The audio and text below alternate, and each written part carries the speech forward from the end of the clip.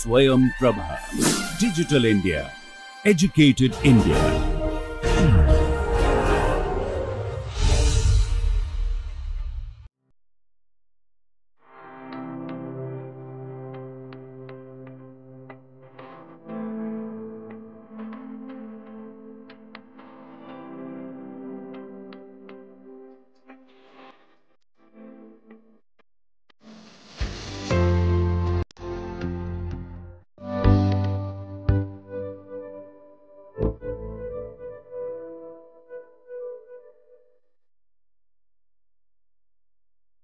আগের ক্লাসে আমরা কার্বিন এবং ফিশার কার্বিনের যে ভ্যারিয়েন্টটা হয় কার্বিনের মধ্যে সেই বিষয়ে ডিটেলে অনেক গভীরে গিয়ে আলোচনা করেছি এবং বেশ কিছু কম্পাউন্ড নিয়ে আমরা কথা বলেছি যেগুলো কিভাবে স্টেবিলাইজ হয়, কোন কার্বিনটা বেশি ফর্ম হওয়ার চান্সেস বেশি, সেই বিষয়ে আমরা আলোচনা করেছি। আজকে এবং তাতে কিভাবে আমাদের ইলেকট্রন কাউন্ট করতে হয় সেই বিষয়েও আমরা ডিটেলে আলোচনা করেছি। আজকে আমরা আরেকটা ধরনের কার্বিন দেখব যেটার নাম হচ্ছে শর্ক কার্বিন। এই শর্ক কার্বিন 1973 সালে রিচার্ড শর্ক তিনি আবিষ্কার করেছিলেন এবং এটা এক দশক পর, ফিশার কার্বিন আবিষ্কার হওয়ার প্রায় এক দশক পর এটি আবিষ্কৃত হয়েছিল এবং এর পরবর্তীকালে আরও একটা জিনিস আবিষ্কৃত হয় কার্বাইন, সেই বিষয়েও আমরা আজকে আলোচনা করব। এবং আজকে আমরা যেটা আলোচনা করব সেটা হচ্ছে যে শর্ক কার্বিন কীরকম বা কাকে বলে, কী ধরনের ক্যারেক্টারিস্টিক্স বা কী ধরনের বৈশিষ্ট্য শর্ক কার্বিনে থাকে সেই বিষয়ে আমরা আলোচনা করব। তার সাথে আমরা যেটা আলোচনা করব যে শর্ক কার্বিন এবং ফিশার কার্বিনের একটা তুলনামূলক আমরা সারণী বানাবো যে তাদের ইলেকট্রোফিলিসিটি, নিউক্লিওফিলিসিটি, মেটালের অক্সিডেশন স্টেট, এই বিষয়গুলো কিভাবে দুটি কার্বিনের মধ্যে ডিফার করে সেই বিষয়েও আমরা আলোচনা করব। তো প্রথম আমরা দেখি যে শর্ক কার্বিন কিভাবে তৈরি করা হয়েছিল। শর্ক কার্বিন যেভাবে তৈরি করা হয়েছিল সেটা হচ্ছে যে একটা ট্যান্টেলামের একটা কম্পাউন্ড থেকে এটা শুরু হয়। আমরা টারশিয়ারি বিউটাইল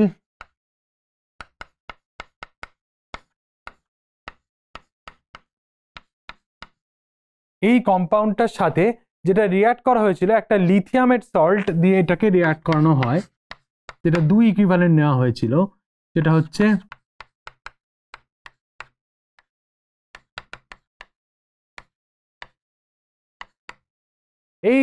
এই দুটি রিয়েজেন্টের মধ্যে রিয়াকশন করিয়ে আমরা যেটা পেয়েছিলাম সেটা হচ্ছে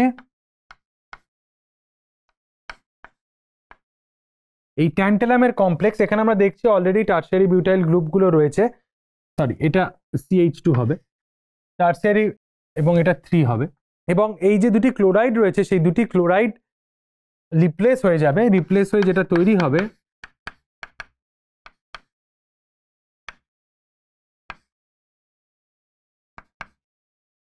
এই জিনিসটা তৈরি হয়েছিল। এবং এই যে কম্পাউন্ডটা তৈরি হলো এই কম্পাউন্ডটা কিন্তু ইন্টারমিডিয়েট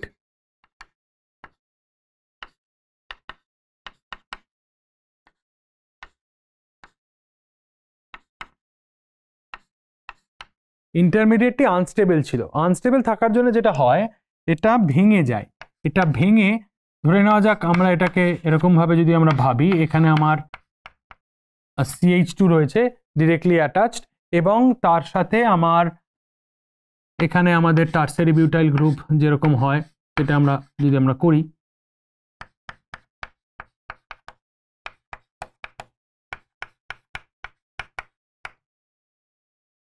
আর তার সাথে অ্যাটাচড অবস্থায় ছিল আমাদের বাকি যে CH2 টারশিয়ারি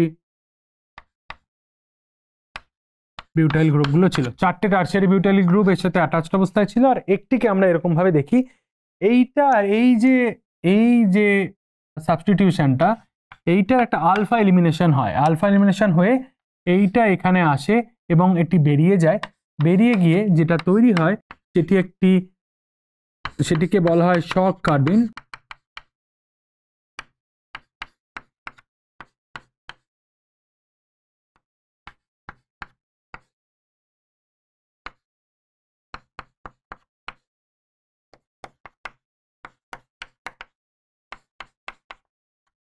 এবং এর সাথে নিওপেন্টেন তৈরি হয়েছিল। তাহলে দেখা গেল যে শর্ট কার্বিন যেটা তৈরি হয় সেই শর্ট কার্বিনটা কিন্তু তৈরি হয়েছিল একটা আলফা এলিমিনেশনের মাধ্যমে। এই স্টেপটা হচ্ছে আলফা এলিমিনেশন।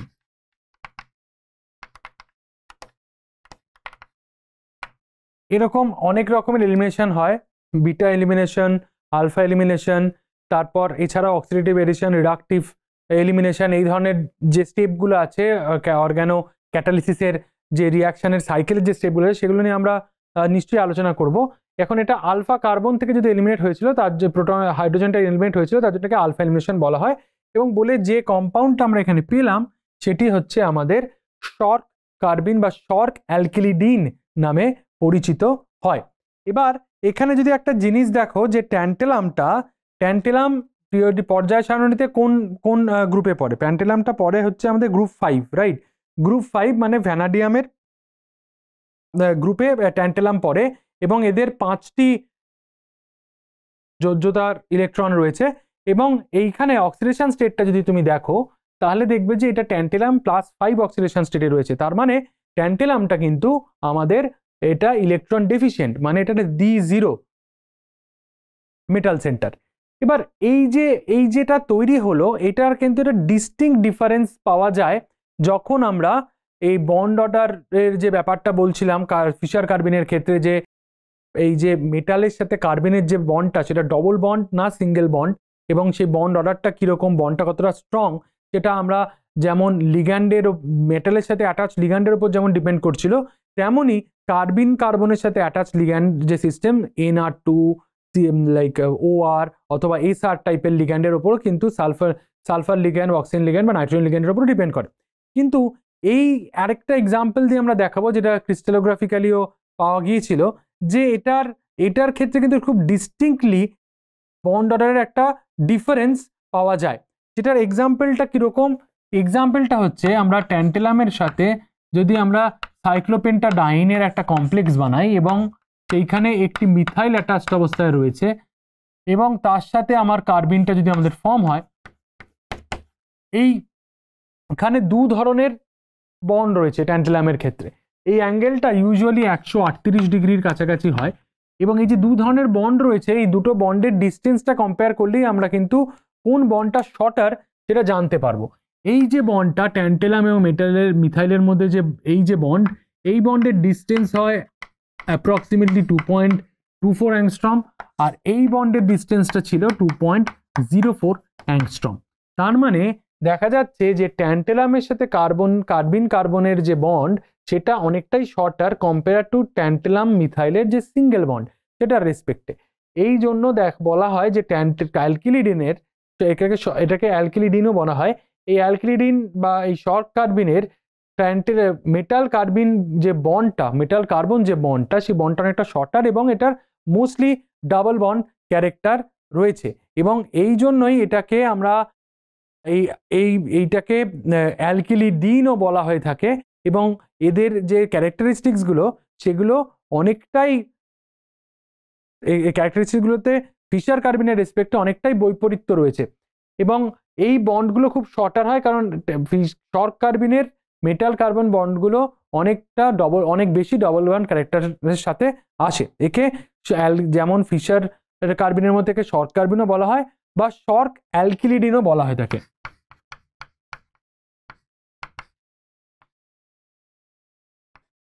এটাকে অ্যালকিলিডিনও বলা হয়ে থাকে।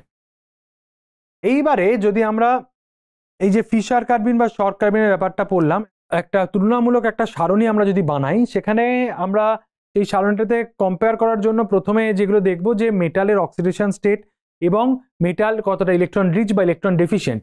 এখানে দেখো এই শর্ট কার্বিনগুলো আমরা দেখতে পাচ্ছি যে সাধারণত যে মেটালগুলোর সাথে এগুলো হয়ে থাকে সেগুলো হচ্ছে গ্রুপ 4 বা গ্রুপ 5 মেটাল, মানে আর্লি ট্রানজিশন মেটাল, এবং এই ট্রানজিশন মেটালগুলো তাদের হাইয়েস্ট অক্সিডেশন স্টেট বা হায়ার অক্সিডেশন স্টেটে রয়েছে।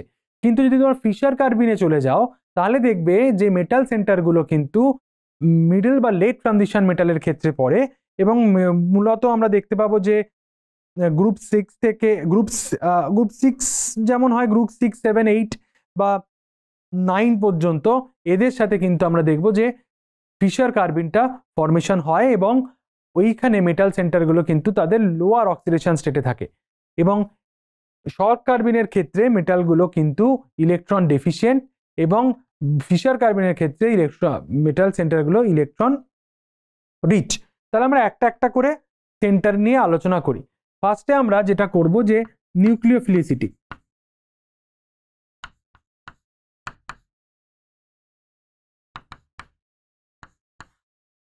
এইটার রেসপেক্টে আমরা দেখব যে ফিশার কার্বিন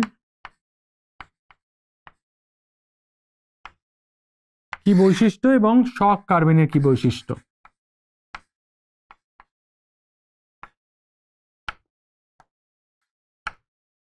আচ্ছা, ফিশার কার্বিনের ক্ষেত্রে আমরা যদি ভাবি যে কার্বন সেন্টারটায় আমাদের একটা ভ্যাকেন্ট পি অরবিটাল ছিল এবং কার্বন সেন্টার যেটা ছিল সেটা ইলেকট্রন ডেফিসিয়েন্ট, তার মানে ফিশার কার্বনের নিউক্লিওফিলিসিটি কার্বন সেন্টারে অনেক বেশি হয়, তাই তো? তার প্রিফার্স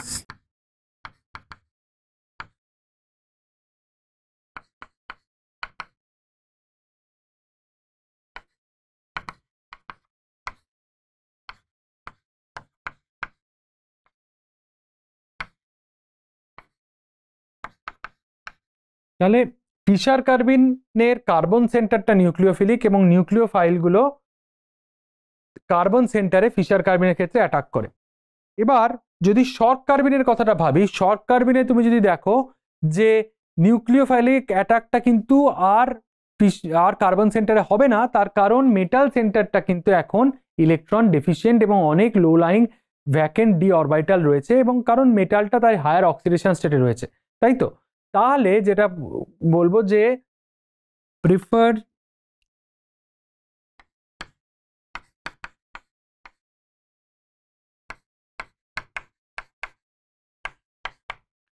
তাহলে শর্ট কার্বিনের ক্ষেত্রে নিউক্লিওফিলিক অ্যাটাকটা কিন্তু আমাদের মেটাল সেন্টারে হয়, কারণ মেটাল সেন্টারটায় ভ্যাকেন্ট ডি অরবিটালস রয়েছে এবং মেটালটা হায়ার অক্সিডেশন স্টেটে রয়েছে, তাই তো? তাহলে দেখতে পাচ্ছ যে নিউক্লিওফিলিটিতেই একটা একটা বৈপরীত্য রয়েছে। এক ফিশার কার্বিনের ক্ষেত্রে কার্বন সেন্টারটা নিউক্লিওফিলিক এবং শর্ট কার্বিনের ক্ষেত্রে মেটাল সেন্টারটা নিউক্লিওফিলিক। এরপরে যে পয়েন্টটাতে আমরা যাব সেটা ধরে নাও ইলেকট্রোফিলিসিটি।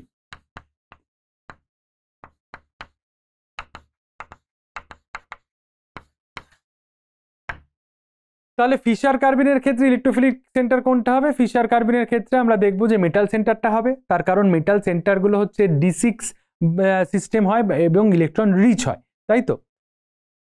তাহলে এটা হবে প্রেফার্স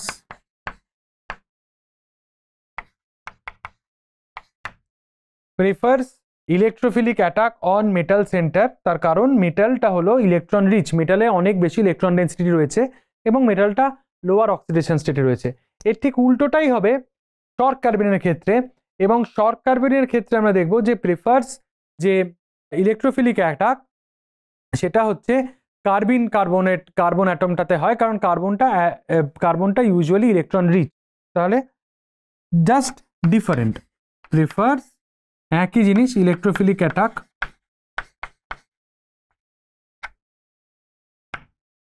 তাহলে এই দুটোতেই আমরা দেখতে পাচ্ছি যে একটা বড় বৈপরীত্য রয়েছে।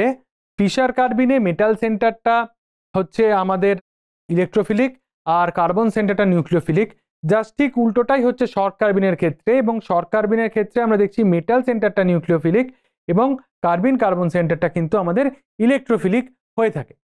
এবার আরেকটা এই একই সারণীতে আরেকটা আসবে যে প্রেজেন্স অফ হেটেরো অ্যাটম।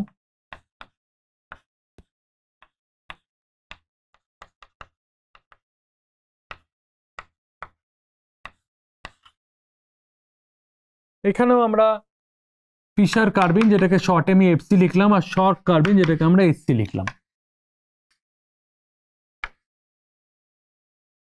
তো হেটেরো অ্যাটমের প্রেজেন্সটা কিরকম? ফিশার কার্বিনের ক্ষেত্রে ফিশার কার্বিনকে হেটেরো অ্যাটম কিন্তু স্টেবিলাইজ করে, তাই তো? তাহলে এখানে লিখতে হবে carbene stabilized by hetero atom, example NR2 SR OR এইসব, ঠিক আছে? আর শর্ট কার্বিনের ক্ষেত্রে কিন্তু হেটেরো অ্যাটম যদি থাকে তাহলে আমরা দেখবো সেটা অনেক বেশি ডিস্টেবিলাইজ হয়ে যাচ্ছে। তো কার্বিন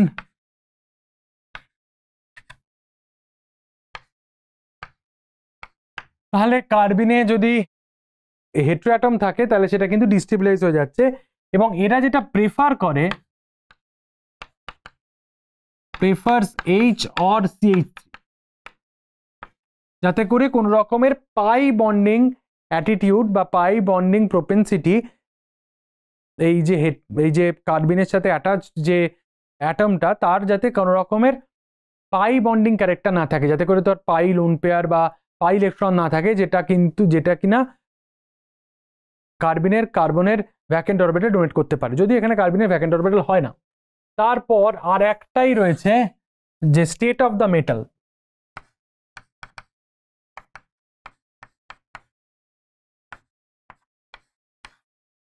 স্টেট অফ মেটাল কি? স্টেট অফ মেটালে আমাদের দুটো পয়েন্ট থাকে এখানে। একটা হচ্ছে এই ফিশার কার্বিনের ক্ষেত্রে late transition metals, lower oxidation state and electron rich. তাহলে এই এক্সাম্পলগুলো লেট ট্রানজিশন মেটালে হয়, লোয়ার অক্সিডেশন স্টেট, এবং এরা ইউজুয়ালি ইলেকট্রন রিচ হয়ে থাকে। এবং এইখানে একটা যেটা আমরা দেখব যে, আর এটা যদি শর্ট কার্বিনের ক্ষেত্রে যায়, শর্ট কার্বিনের ক্ষেত্রে আমরা দেখব early transition metal, high oxidation state. High oxidation state মানেই ইলেকট্রন ডেফিশিয়েন্ট। তাহলে স্টেট অফ মেটালের রেসপেক্টেও কিন্তু একটা বড় ডিফারেন্স এইখানে আমরা ভাবতে পারি। আর একটা ডিফারেন্সও ধরা হয় নেচার অফ দ্য কার্বিনের রেসপেক্টে, সেটাও আমরা দেখা যাক।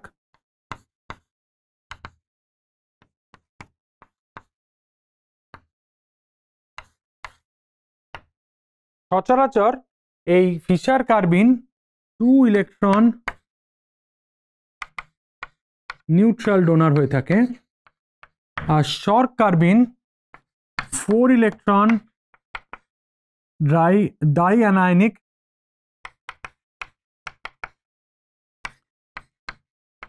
ডোনার হয়ে থাকে।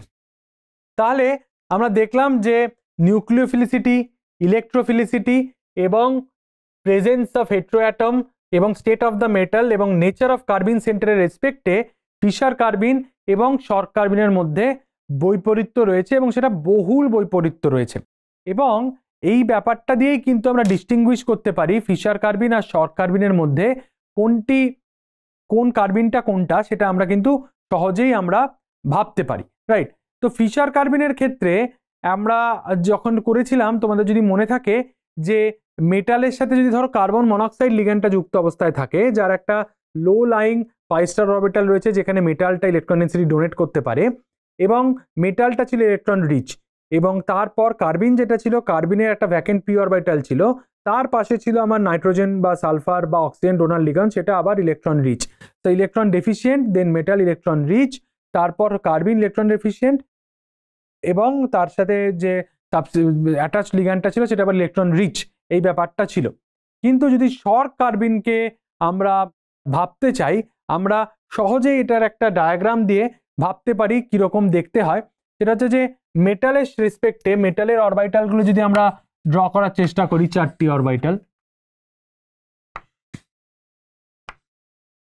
ঠিক আছে? মেটালের 4টি অরবিটালের সাথে আমরা যেটা করব যে কার্বিনের যে অরবিটালটা রয়েছে, কার্বিন এবং কার্বিনের সাথে অ্যাটাচ ধরে নাও দুটো লিগ্যান্ড রয়েছে, একটা হচ্ছে আর একটা এইচ, এবং কার্বিনের যে পি অরবিটালটা রয়েছে সেইটা যদি আমরা কনসিডার করি, তাহলে মেটাল হচ্ছে ইলেকট্রন ডেফিসিয়েন্ট,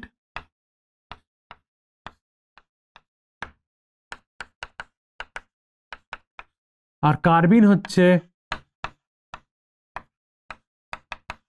ইলেকট্রন রিচ। তাহলে এখানে এইভাবে ইলেকট্রন ডেন্সিটি কিন্তু ডোনেট হতে পারে। এবং এখানে আমরা ধরে নিলাম যে কার্বিনের ক্ষেত্রে যে sp2 এবং p সবকটা অরবিটালি অ্যালকিলিডিনের ক্ষেত্রে এটা ফিল্ড আপ অবস্থায় থাকে এবং যার জন্য আমরা 2- চার্জটা পাই, রাইট। অ্যালকিলিডিনের ক্ষেত্রে আমরা যদি এটা নিউট্রাল হতো তাহলে 6টা ইলেকট্রনই থাকতো, কিন্তু যেহেতু এর ক্ষেত্রে আমরা দেখতে পাচ্ছি 2টো ইলেকট্রন বেশি আছে, তো তার রেসপেক্টে আমরা 2টো ইলেকট্রন বেশি আছে বলেই 2টো চার্জ এসছে। তার মানে p অরবিটালটা যেটা যে অ্যালকিনের ক্ষেত্রে কার্বিনের ক্ষেত্রে যে আমরা ভেবেছিলাম যে এটা sp2 এবং p, সেটা ফিশার কার্বিনের ক্ষেত্রে ছিল এই সবকটাই ফিল্ড কার্বিনের জন্য, কারণ ফিল্ড এবং একটা ভ্যাকেন্ট p অরবিটাল ছিল। কিন্তু শর্ট কার্বিনের ক্ষেত্রে আমাদের দেখেছি যে এটা যখন আলফা হাইড্রাইড এলিমিনেশনের মধ্যে দিয়ে যায় তখন ওই 2টো ইলেকট্রনকে দিয়ে যায় ওই বন্ডের, এবং তার জন্য আমার 2টো নেগেটিভ চার্জ আসে এবং এর p অরবিটালটাও কিন্তু ফিল্ড অবস্থায় থাকে। তার এই পিকচারটা হচ্ছে এর ইলেকট্রনিক্স কনফিগারেশন শর্ট কার্বিনের, রাইট। এটা কিন্তু শর্ট কার্বিন ইলেকট্রনিক কনফিগারেশন, এবং সেইখান থেকে আমরা দেখতে পাচ্ছি যে এর কোনো ভ্যাকেন্ট p অরবিটাল নেই এবং এটা 2 ইলেকট্রন, এটা 4 ইলেকট্রন ডাইঅ্যানায়নিক ডোনার। তাহলে সেখান থেকে বোঝাই যাচ্ছে যে মেটালের যদি ইলেকট্রন ডেফিসিয়েন্ট থাকে, মেটাল যদি হাই অক্সিডেশন স্টেটে থাকে, তাহলে এই p অরবিটাল থেকে কিন্তু ইলেকট্রন ডেন্সিটি এখানে ডোনেট করা যাবে। এবং শুধু তাই নয়, sp2 অরবিটালটাও কিন্তু আমরা দেখব যে আমাদের এই মেটালের সাথে বন্ডিং করতে সক্ষম, কিন্তু আমাদের বোঝার স্বার্থে আমি শুধুমাত্র p অরবিটালের রেসপেক্টেই এই ছবিটাকে আঁকলাম। এবার যদি আমরা ইলেকট্রন কাউন্টের রেসপেক্টে দেখতে যাই তাহলে আরেকটা ব্যাপার আসে যে ইউজুয়াল সচরাচর দেখা যায় যে আমরা এখানে মেটালের অক্সিডেশন স্টেটের উপর ভিত্তি করে একটা কথা বলেছিলাম যে শর্ট কার্বিনগুলো ইলেকট্রন ডেফিসিয়েন্ট হয়। সচরাচর শর্ট কার্বিনের যে ইলেকট্রন কাউন্ট সেটা সচরাচর 12 থেকে 16-র মধ্যে হয়। টোটাল ইলেকট্রন কাউন্ট এখানে আমরা লিখতে পারি, টোটাল ইলেকট্রন কাউন্ট যেটা সেটা 12 to 16-এর মধ্যে, প্রেফারেবলি 14 ইলেকট্রন হয়ে থাকে। এবং মেটালগুলো ইউজুয়ালি d0 ইলেকট্রন ডেফিসিয়েন্ট হয়ে থাকে। আর ফিশার কার্বিনের ক্ষেত্রে এটাই কিন্তু আমরা দেখছি যে টোটাল ই কাউন্ট যেটা সেটা আমরা দেখতে পাবো 18 হয়ে থাকে, আর প্রেফার্ড মেটাল ইউজুয়ালি আমাদের d6, ঠিক আছে। তো এর থেকেই বোঝা যাচ্ছে যে কোনটা ইলেকট্রন রিচ বা কোনটা ইলেকট্রন ডেফিসিয়েন্ট। এটা একটা ভিউ আমরা যেটা বলার চেষ্টা করলাম, সেটা হচ্ছে আমাদের উইথ রেসপেক্ট টু লাইক ডাইঅ্যানায়নিক এবং 4 ইলেকট্রন ডোনারের রেসপেক্টে আমরা অরবিটাল ডায়াগ্রামটাও এখানে করলাম। এবার এই একই জিনিসটা যদি আমরা সিংলেট না ধরে আমরা যদি ট্রিপলেট কার্বিনের ক্ষেত্রে ভাবি, সেটা দিয়েও কিন্তু আমাদের কার্বিনকে ভাবা যেতে পারে, এবং সেক্ষেত্রে যদি ট্রিপলেট কার্বিনের স্টেটে দিয়ে ভাবি তখন কিন্তু আমরা সেটাকে নিউট্রাল ডোনার হিসাবে আমাদের ভাবতে হবে। এবং সেই ক্ষেত্রে আমরা দেখতে পাবো এই একই ছবি থাকবে, কিন্তু একটা বৈপরীত্য আসবে সেই ছবিটাতে। সেই ছবিটা কিরকম দেখতে হবে আমরা যদি এখানে ছোট করে আঁকার চেষ্টা করি ছবিটা, সেটা হচ্ছে মেটালের অরবিটালগুলো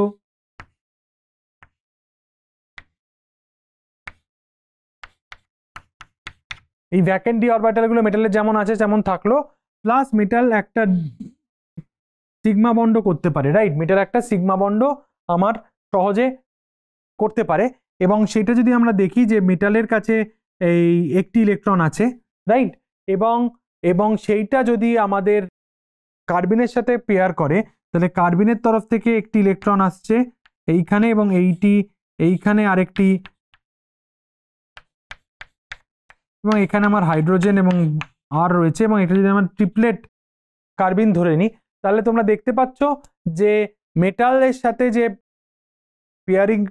যে কার্বনের যে পেয়ারিংটা সেটা p অরবিটালের থ্রুতে হতে পারে, আর এইখানে কিন্তু ওদের নিজেদের মধ্যে একটা সিগমা বন্ড হতে পারে। যদি মেটালটা d2 হয় তাহলে আমরা দেখতে পাচ্ছি আপস্পিন ডাউনস্পিন হয়ে কিন্তু এদের পেয়ারিংটা সম্ভব, আপস্পিন ডাউনস্পিন হয়ে পেয়ারিংটা কিন্তু আমাদের সম্ভব।